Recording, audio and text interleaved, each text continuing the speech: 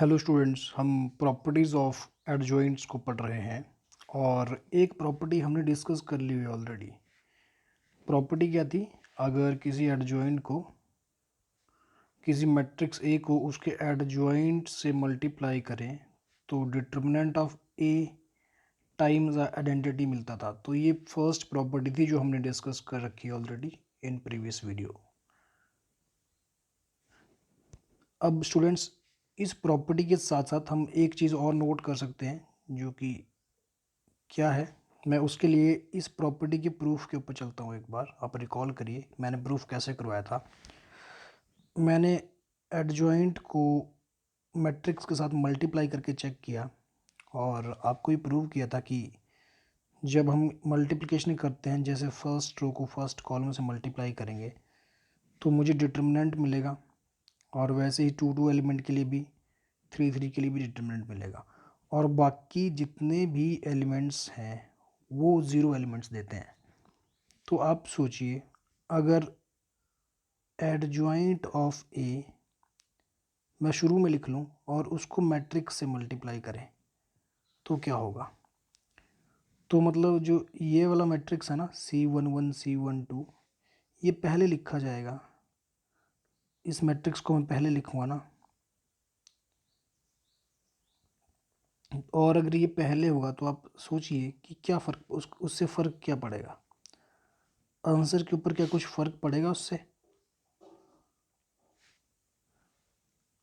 यहाँ पर A11 है तो होना क्या है, इस वाले की फर्स्ट रो, मतलब मान के चलो कि ये पहले पे है, ये फर्स्ट रो इसके फर्स्ट कॉलम से मल्टीप्लाई होनी है, ऐसे रिवर्स चल रहा है और ये आ जाएगा C11 A11 C, यहाँ पर कितना है, ये 21 और 23 ये जो कट गए हैं, C21 A21।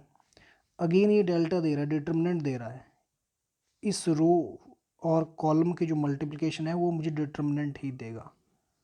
सिमिलरली इस कॉलम को मैं बाकी किसी से भी मल्टीप्लाई करूं तो वो तो ज़ीरो ही होना है। कोई भी एक रो या एक कॉलम दूसरे मैट्रिक्स से सिर्फ किसी एक रो या कॉलम से मल्टीप्लिकेशन के बाद डिटर्मिनेंट देगी और बाकी हर जगह ज़ीरो होगा। तो ये इसका जो आंसर आएगा वो भी कुछ एग्जैक्टली यही डिटर्मिनेंट मिलेगा, इस मल्टीप्लिकेशन का भी यही मिलेगा।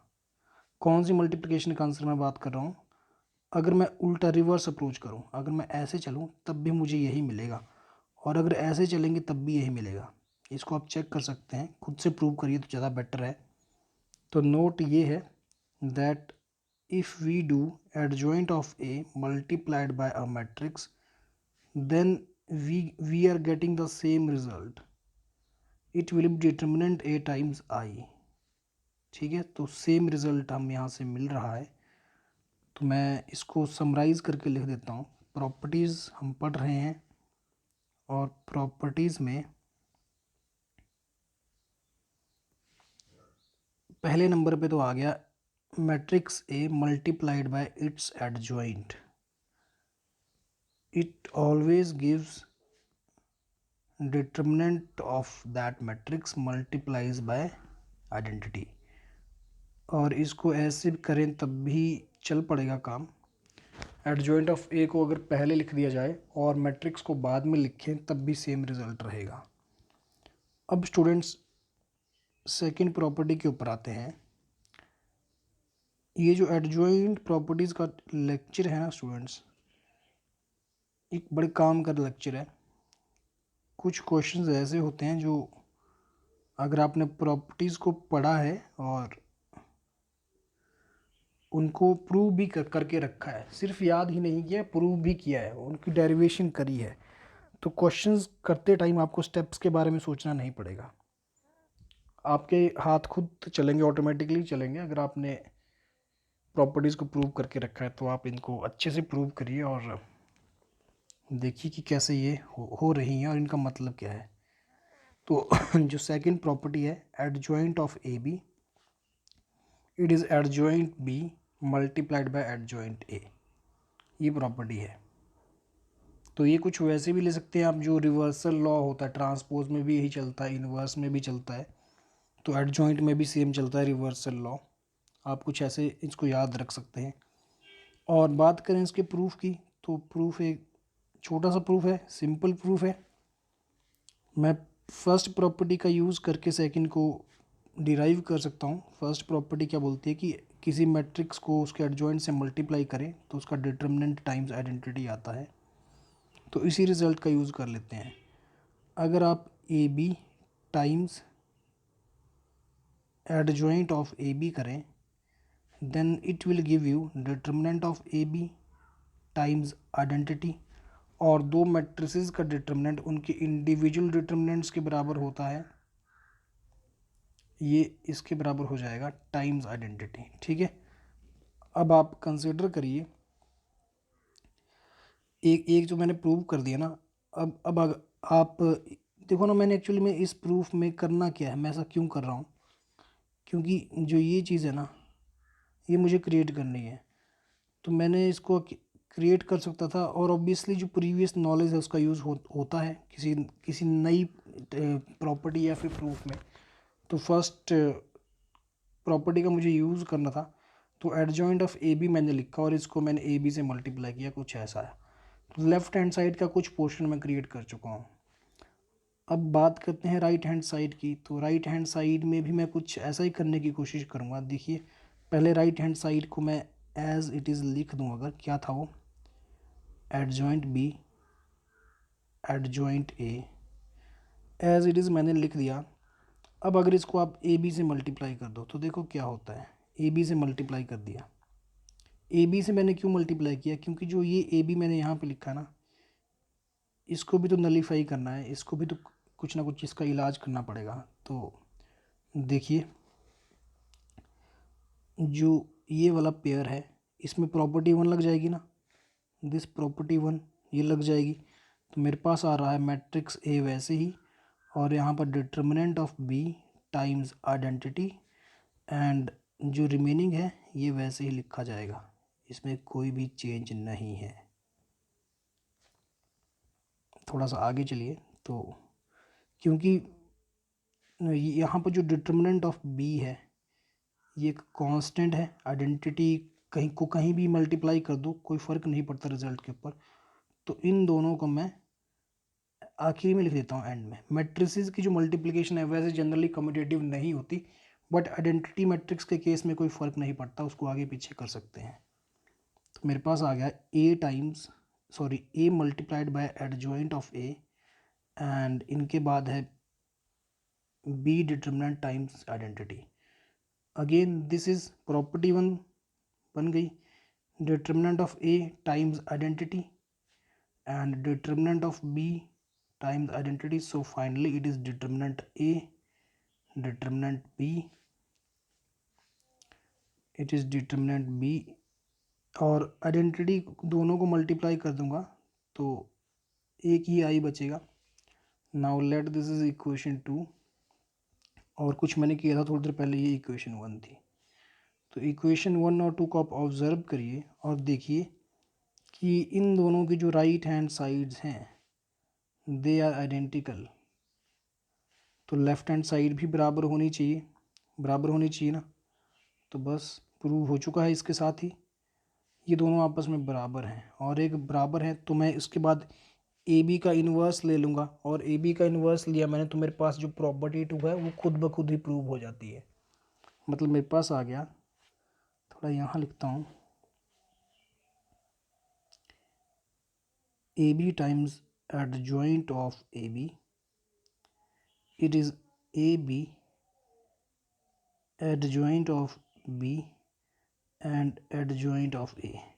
Now you can take AB inverse, AB का जो इन्वर्स है उससे आप प्री मल्टीप्लाई कर सकते हैं बोथ साइड, तो इन दोनों से आइडेंटिटी मिल जाएगा यहाँ पर भी, और फाइनली हमारा जो रिज़ल्ट है वो प्रूव हो जाता है।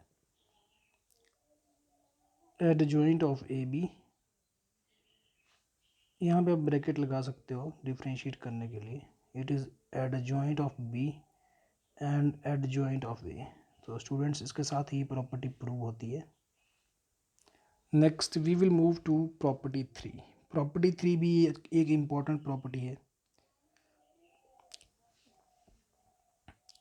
ये बोलती है एडजॉइंट ऑफ ए ट्रांसपोज का एडजॉइंट लिया, it will be adjoint A and पूरे का ट्रांसपोज। तो पहले तो आप इसको याद कर लीजिए, फिर प्रूफ की तरफ भी चलते हैं। और प्रॉपर्टी 2 को भी याद रखना। प्रॉपर्टी 2 ये थी, और प्रॉपर्टी 3 को भी प्रूव करने के लिए मैं प्रॉपर्टी 1 का यूज़ कर सकता हूँ।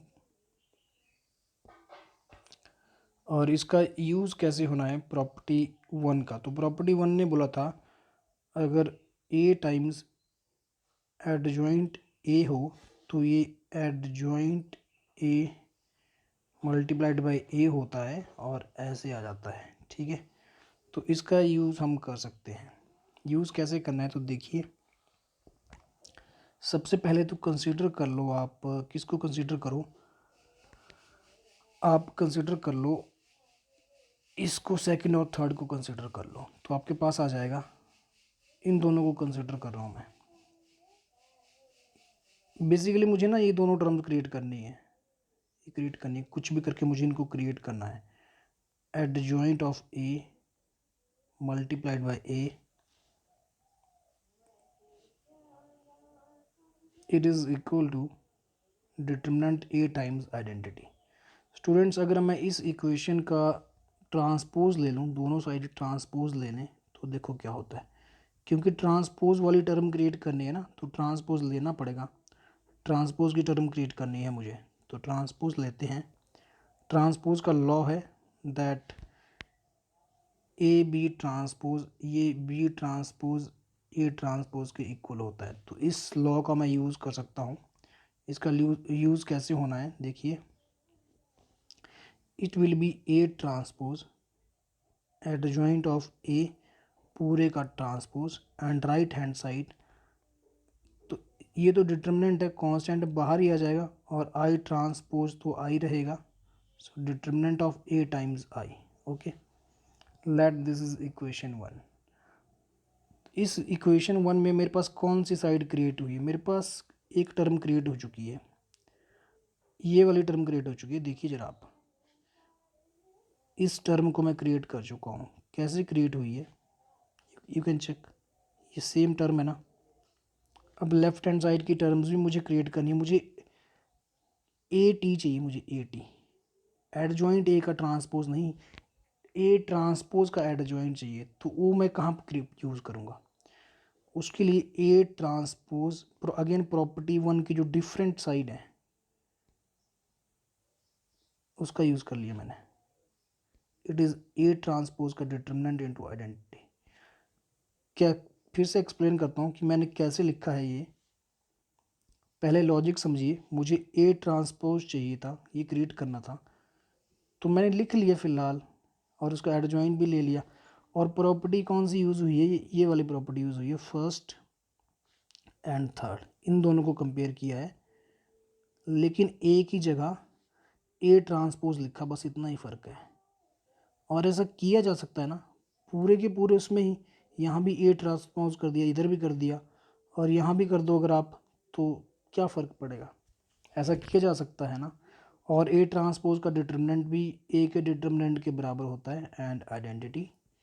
सो वी आर गेटिंग दिस।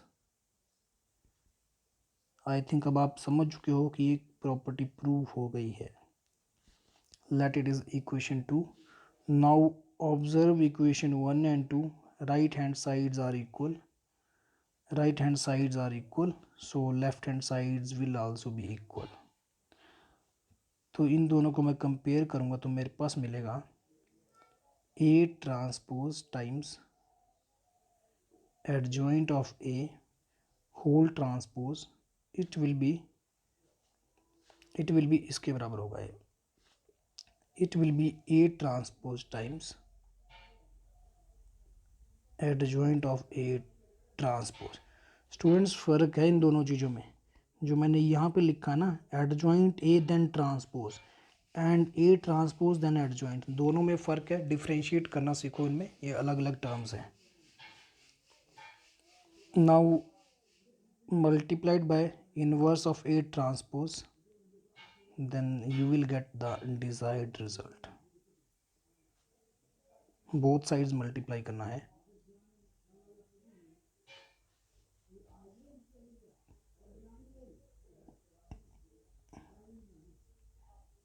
इस तरह से. और इन दोनों का रिज़ल्ट यहाँ से मुझे आइडेंटिटी मिलेगा, ये भी आइडेंटिटी मिलेगा. आइडेंटिटी को कहीं भी मल्टीप्लाई कर दो, कोई फ़र्क नहीं है, ये सारा ख़त्म हो चुका है यहाँ तक. तो फाइनली जो बचता है वो इस प्रॉपर्टी का प्रूफ ही है. Hence proved. एक लास्ट प्रॉपर्टी और जो इस लेक्चर में मैं करवा देता हूँ, और उसके बाद फिर जो नेक्स्ट प्रॉपर्टीज़ होंगी उनको हम अगले लेक्चर में करेंगे. ये this is property number, I think कौन सा नंबर आएगा, 3rd आना चाहिए, 4th प्रॉपर्टी आ जाएगी ये एडजॉइंट की. कई बार ना किसी डिटर्मिनेंट को ना कांस्टेंट से मल्टीप्लाई कर देते हैं, और डिटर्मिनेंट का ऑर्डर मान लो n है, और उसके बाद एडजॉइंट लिया जाता है. तो ये किसके बराबर होता है? ऑब्वियसली एडजॉइंट ऑफ ए से इसका कुछ ना कुछ रिलेशन जरूर होगा, उसका मल्टीप्लाई आएगा कुछ ना कुछ. तो यहाँ पर कांस्टेंट पावर n-1 आता है, जहाँ पर जो n है वो ऑर्डर है मैट्रिक्स का. So again important property, and n equal to order of matrix. इसका जो प्रूफ है ना, मैं इसको n इक्वल टू, इसको आप n इक्वल टू 2 के लिए, 3 के लिए, 4 के लिए प्रूव कर सकते हैं. तो मैं n इक्वल टू 3 के लिए प्रूव कर देता हूँ, क्योंकि अगर n का एक बड़ा नंबर लेंगे तो प्रूफ थोड़ा सा लंबा हो जाएगा. तो n इक्वल टू 3 के लिए इसको प्रूव कर लेते हैं. Let a equal to a11, a12, 13, 21, 22 and 23. Third row को भी लिख लो.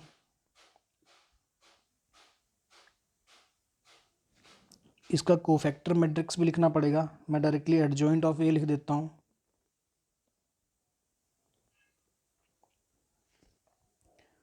एडजॉइंट ऑफ ए ट्रांसपोज होके आ जाता है.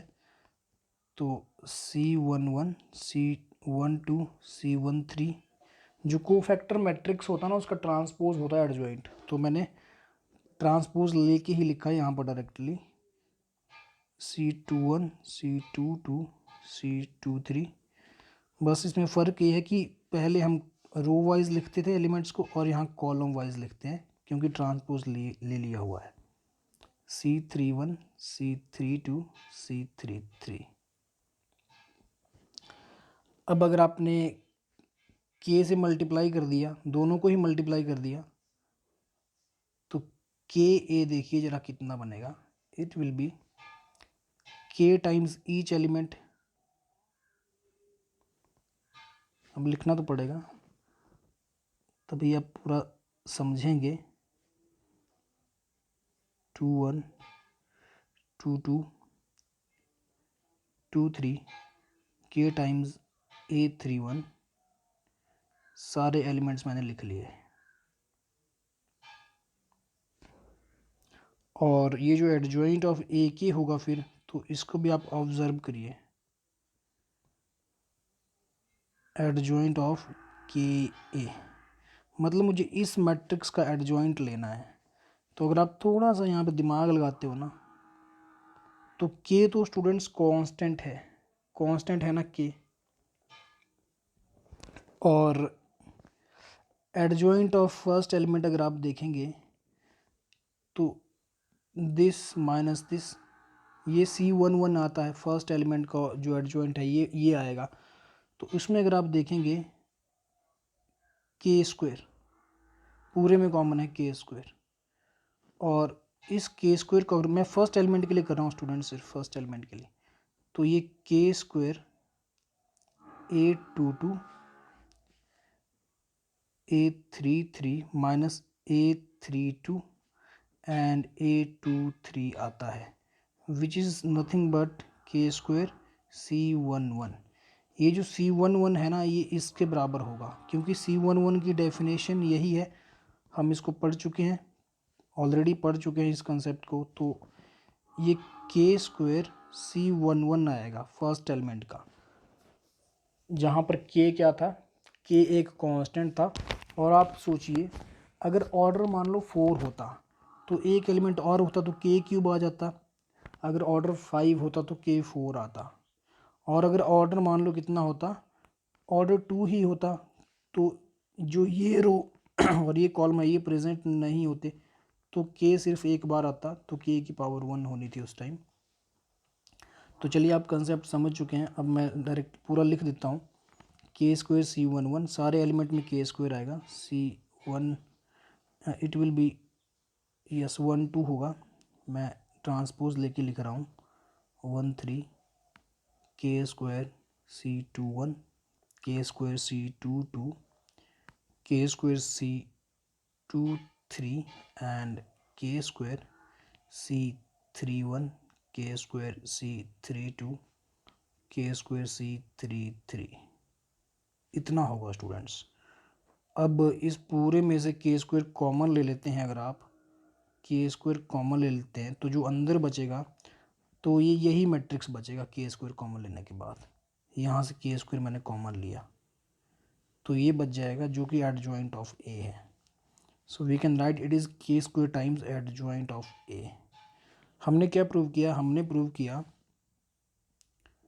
हमने इस को कुछ ऐसे प्रूव किया, एडजॉइंट ऑफ के times when A is a matrix of order 3 it will B के स्क्वायर एडजॉइंट ऑफ A3। इसको मैंने प्रूव किया है। तो आप समझ चुके हैं कि जब n की वैल्यू 3 है तो यहाँ n-1 ही आया। तो इसी तरह से ये हर n के लिए वैलिड है। स्टूडेंट्स, इन प्रॉपर्टीज़ को आप अच्छे से मास्टर करिए, और इस लेक्चर में इतना ही है, इतना काफ़ी है। अब नेक्स्ट की जो प्रॉपर्टीज़ हैं, जो अगला लेक्चर होगा सब वो इससे भी इम्पॉर्टेंट है, क्योंकि उसमें प्रॉपर्टी 5 6 एंड 7 वो थोड़ी ज़्यादा इंपॉर्टेंट प्रॉपर्टीज़ हैं। तो चलिए उसको नेक्स्ट लेक्चर में करेंगे।